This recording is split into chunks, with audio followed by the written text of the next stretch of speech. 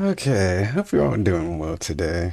I decided to make this video because there's a couple things that grabbed my attention and stood out from Phil commenting on his Down the Rabbit Hole video that was a part of his marathon on Saturday to celebrate his 1 year streaming on a platform that he had already streamed on previously, so it's not really all that important, but important enough for him to remember and plan for it, unlike his wedding anniversary. Mind you, a relationship with someone who he claims to be a soulmate and changed his life apparently. Since I have relationships fresh on my mind, I wanted to discuss the new insight Phil has given on the hospital incident involving Leanna. One of the major problems with the whole ordeal was that he disclosed a pretty private medical issue, and overall, it was a situation that he didn't even really need to go into deep detail about. He does admit that it was his fault, and he shouldn't have said that. All right. I should not have said that she had a panic attack. That was my bad. And I am definitely in the wrong for doing that. It was her own medical issue. It was her decision if she wanted. She had a public presence. She had her own social media. It should have been on her if she wanted to discuss that with the public. It's my fault. I shouldn't have done it. I guess I do kind of commend him for actually telling the truth. But I see why he doesn't do that too often, because one truth is going to expose like 100 past lies that tried to cover up the truth. If you remember, he talked about the hospital story previously on the Debunk stream back in 2019. In this telling of the story, he explicitly stated that he got permission from her to talk about everything. All right. When I came back home, she was all zonked out or whatever. And she's like, you're going to go on your stream now and tell everyone about the story, right? I was like, of course I am, as long as it's okay with you. And she was like, yeah, go ahead. So I did. I came back, I did a stream where I explained exactly what I just told you guys. It's fucking amazing. Don't you love when people have oddly specific streams to debunk slander against them and how everything said about them didn't happen or it's just bullshit and they want you to believe everything they say is 100% the truth, and it turns out they're blatantly lying to you. I'm pretty sure his fans love it. This Down the Rabbit Hole is basically Debunk Stream 2.0. So we lie our ass off in the first one that was supposed to be factual, and then we come clean the second time around. It's like that weird shit he did with his bankruptcy.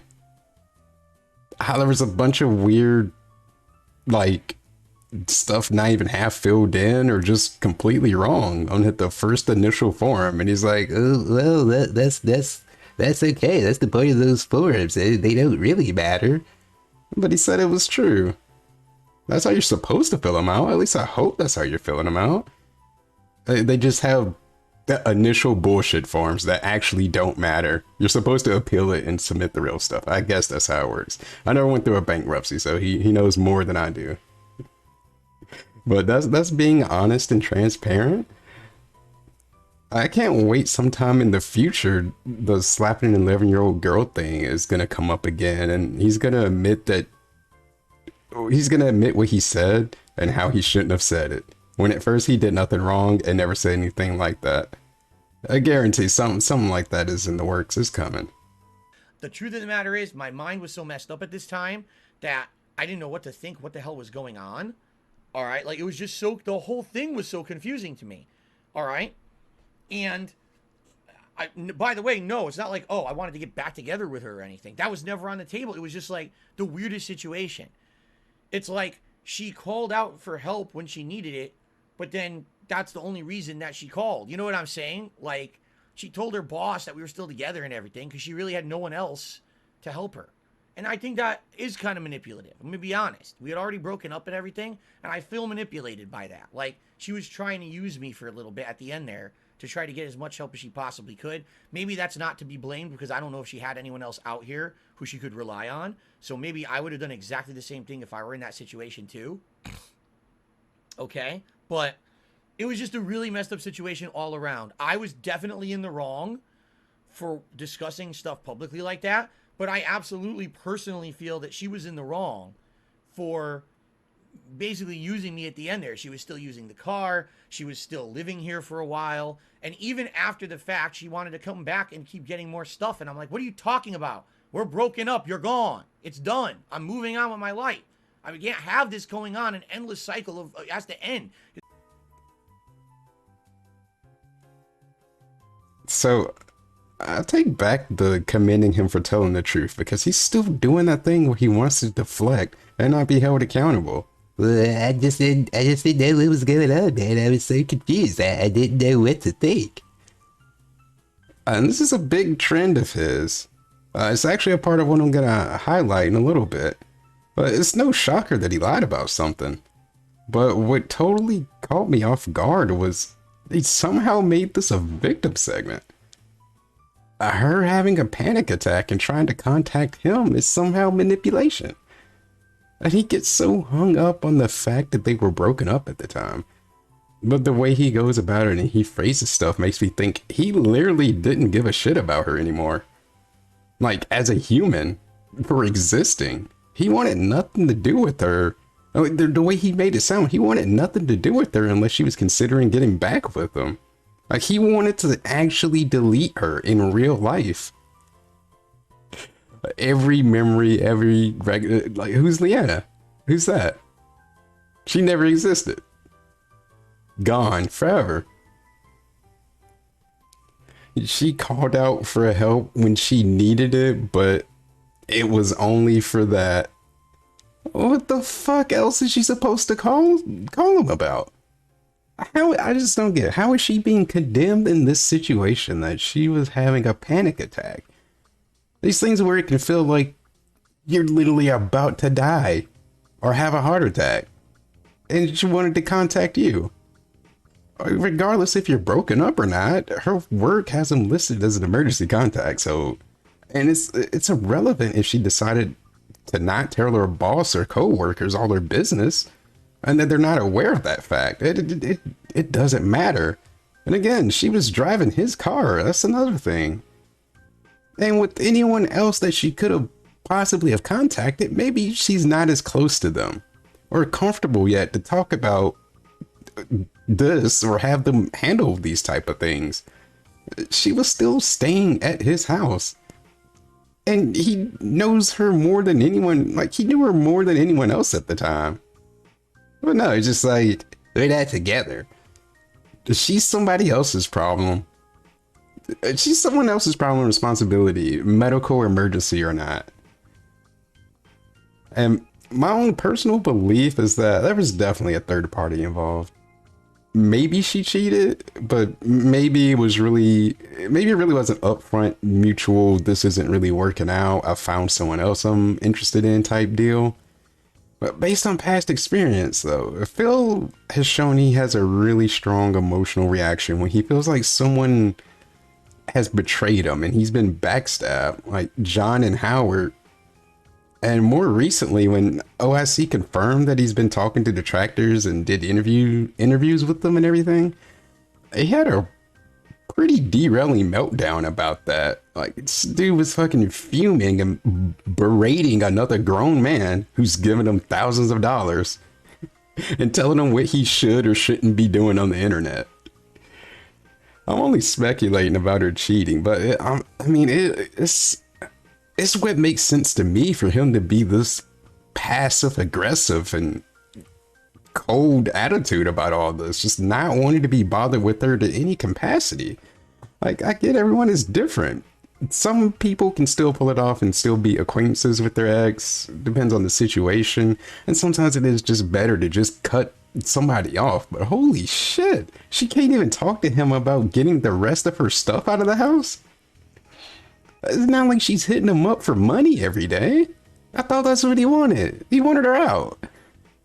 Like, he seemed pretty done with everything. And he says he's the nice guy, letting her use the car and not kicking her out. But I just get the feeling he thought twice about that. His whole demeanor just came off as like a, why me? Call that other guy you're fucking with if you need help. Don't ask me for shit. Call him. You want to be with him, right? Call him. I'm done. But here's the kicker, though. He says he felt used because she needed help. But I got to thinking about something. I remember that video that showed Leanna's last stream appearance and conversation with Phil.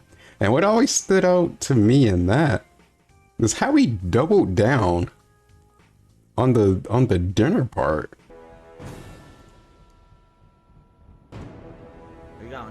to No, meet him at 3:30. So I'm gonna start the prep work. so we'll be back for dinner. I'll probably be a little bit later if he's free, or I'll text you so we can go over there. All right, yeah, text me. But we're definitely still doing Yeah. dinner, right? Okay. Okay. Dr. Fate.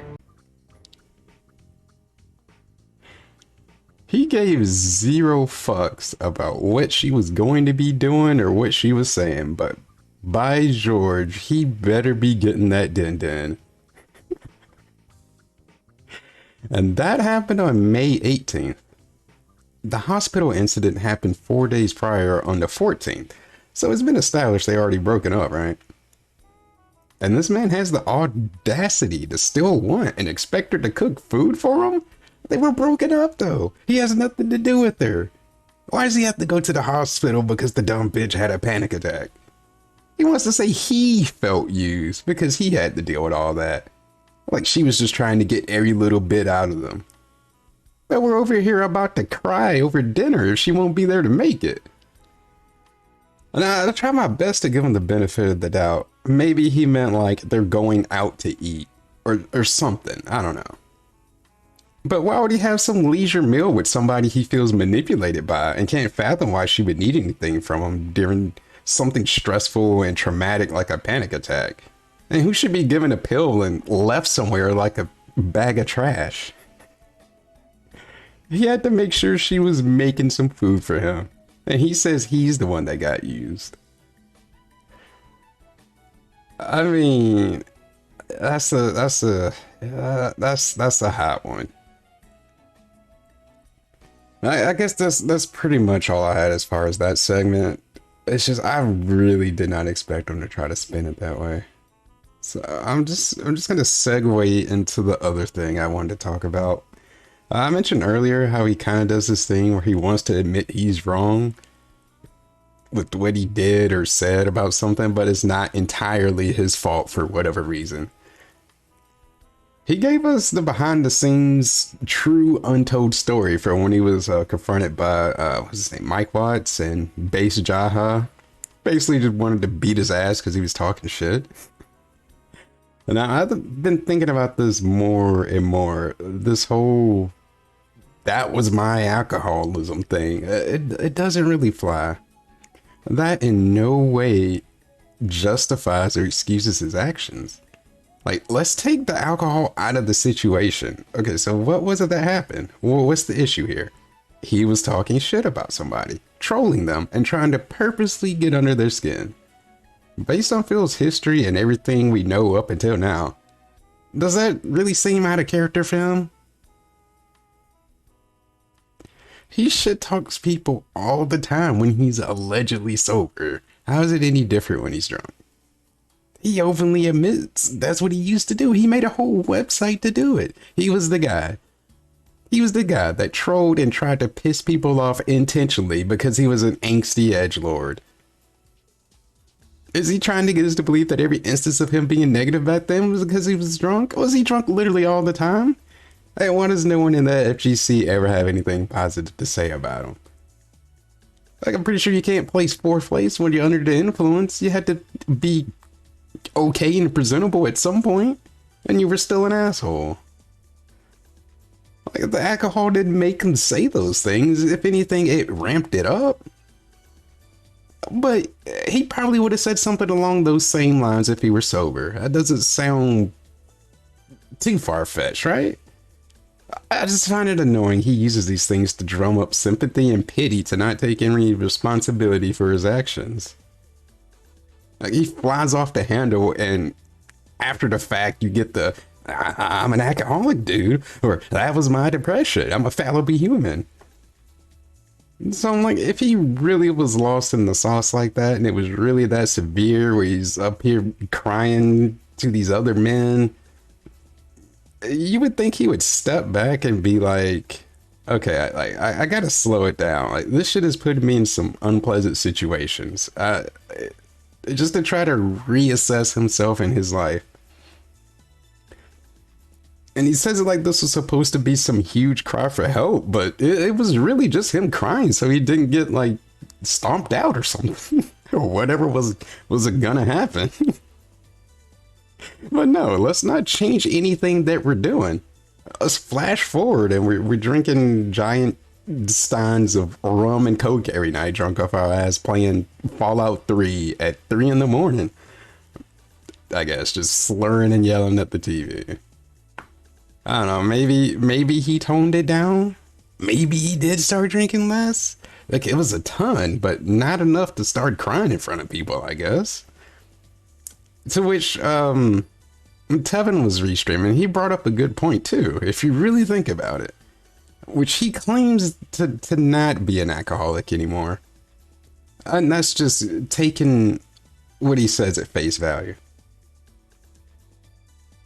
When it comes to actual substance abuse and addiction, I don't think that's something that you just turn around like a flip of a switch. DSP really makes it seem like he had some sort of epiphany and turned his life around. And I'm thinking, yeah, so he stopped being an alcoholic with no friends, no support group, no professional help or any sort of treatment plan. He did it off of sheer willpower alone. The same person who you can't get him to go to a gym to actually save his life or get his ears checked out. He can't even be bothered to eat some chicken off the bone. But his grand plan to curb his alcoholism was just drink less. That's what you tell an addict, right? It's so easy. Don't you ever thought about that? Just drink less. This bad thing that you're doing, just do it less. Yeah, it's super easy, and it works just like that, right? I mean, with how severe that WWE Champion's addiction seems to be looking, it just seems a little fishy, man. I don't know. This is really just some food for thought. And I think that just about does it, actually. But that was just some things I was thinking about. I wanted to get off my chest, really, or that I've just been pondering or just kind of playing in the back of my head. But, yeah, just thank you for watching, anybody that watched this, and I'll, be back at some point with something. I think. I hope.